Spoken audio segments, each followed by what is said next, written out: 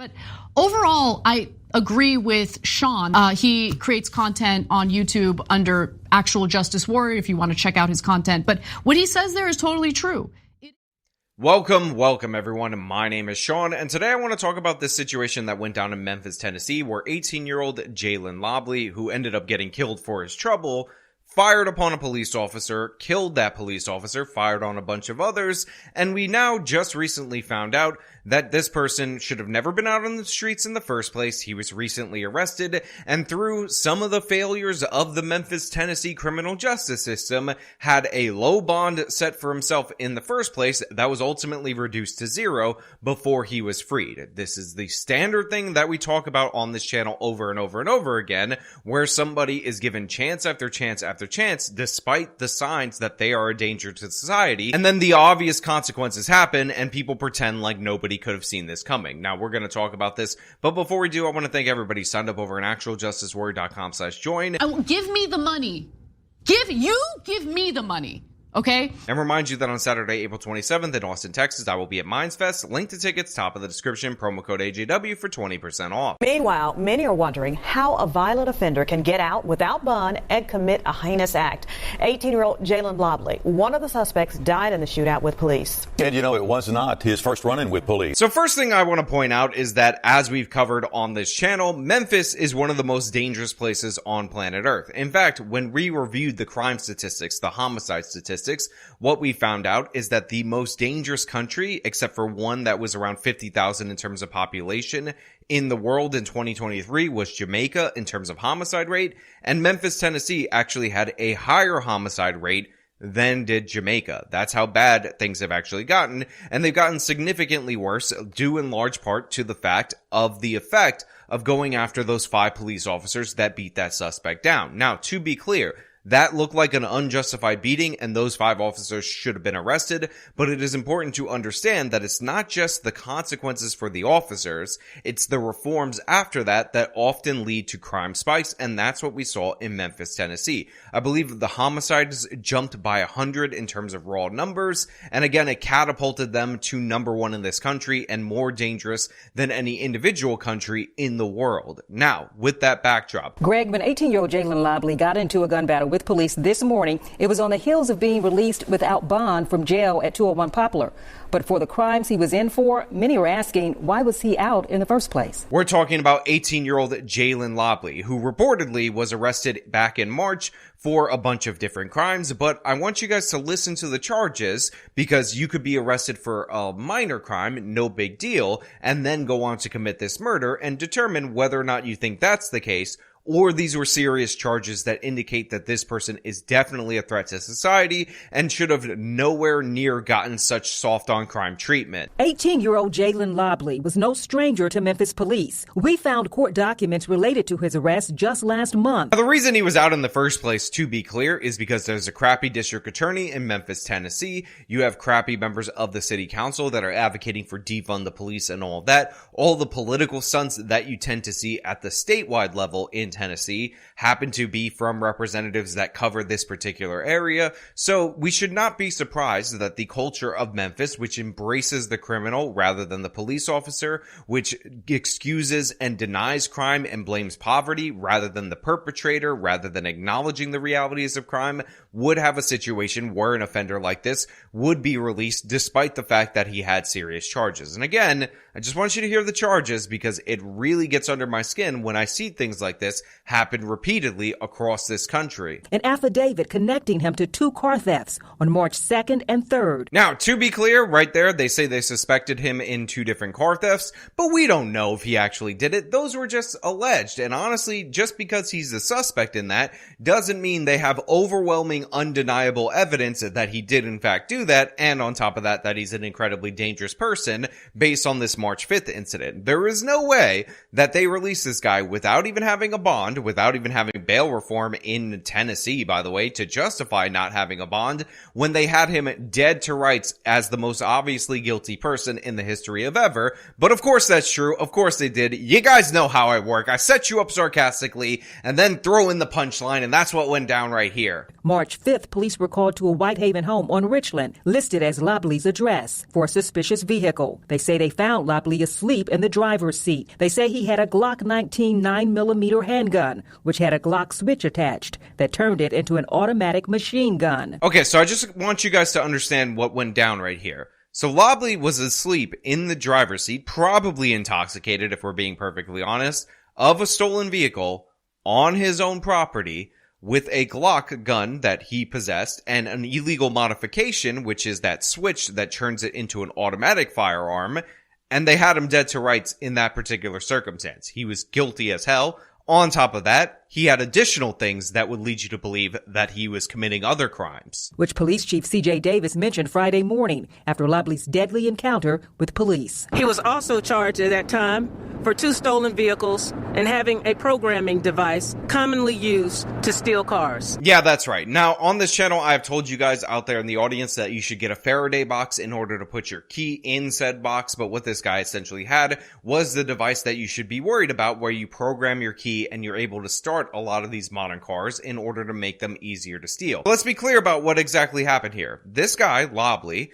this suspect, in March of this year, was caught when the police were called for a suspicious vehicle on his property. He was asleep in the driver's seat of said vehicle. In his possession, he had a Glock firearm and a switch that converts it into an automatic weapon, which is illegal for him to actually have and be utilizing in that particular way.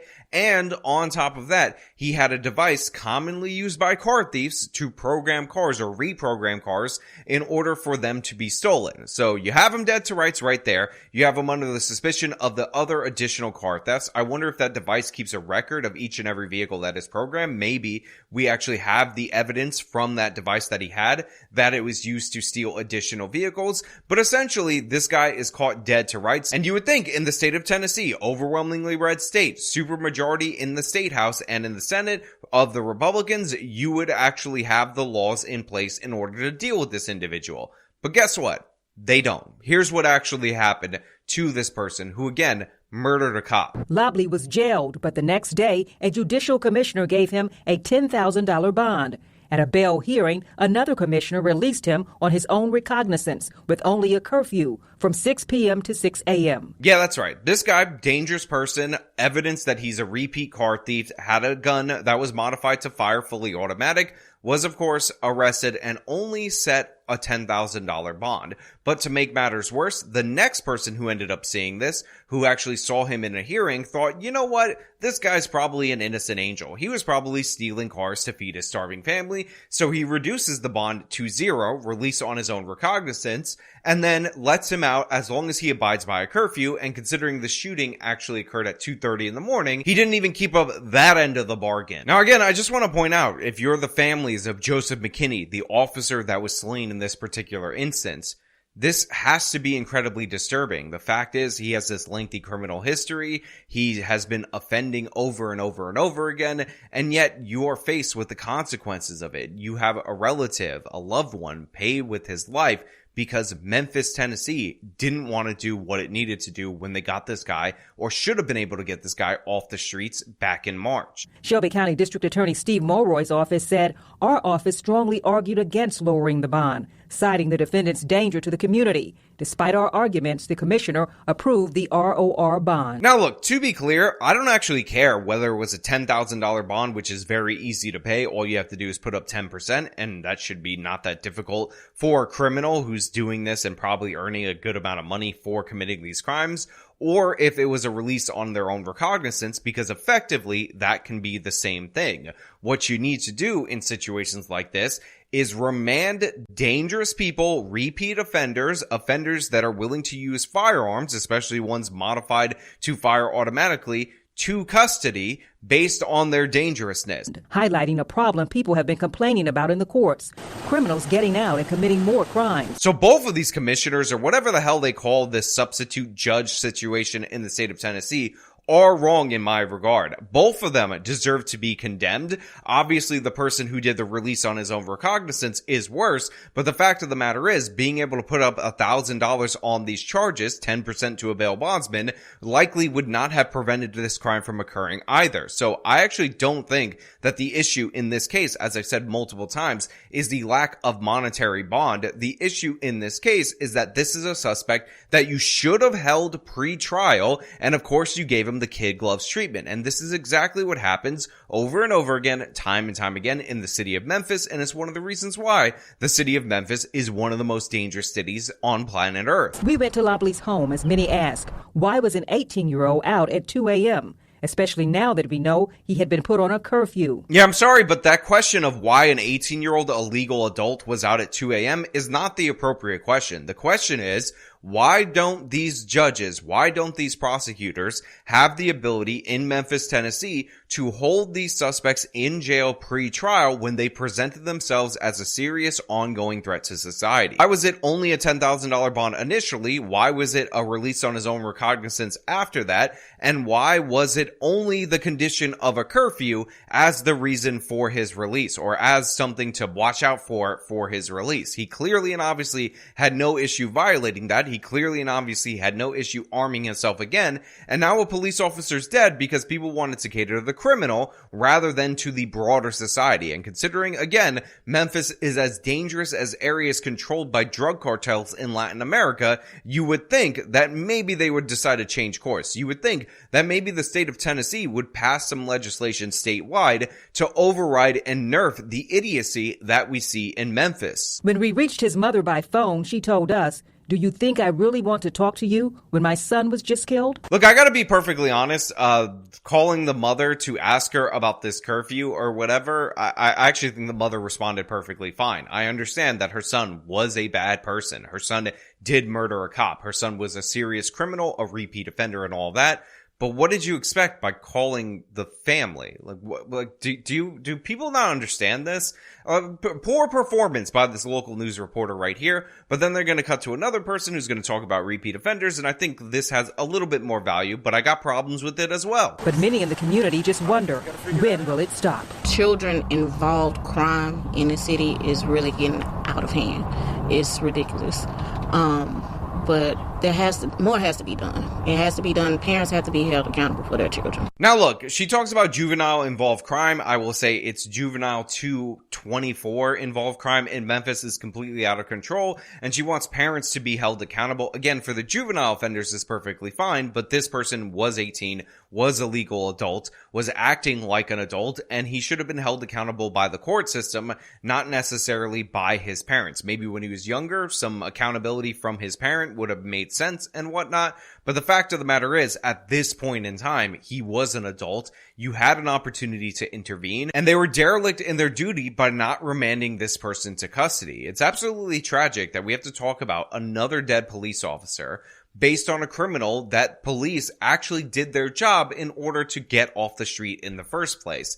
This is disastrous in every possible way. It keeps happening over and over and over again. And again, I look to the fact that there is a giant crime spike in the city of Memphis post the justified arrest of those 5 officers that beat that suspect. But the consequences for that and the reforms instituted for that don't help the community at all whatsoever. But that's really all I have for you guys today. I want to know what you guys think. Tell me in the comments below. But as usual, if you like this video, show them by leaving a like, subscribe for more content, follow me on the social media, support me via the support links in the description of this video. This has been me talking about this Memphis police officer who was killed by a repeat offender. Till next time.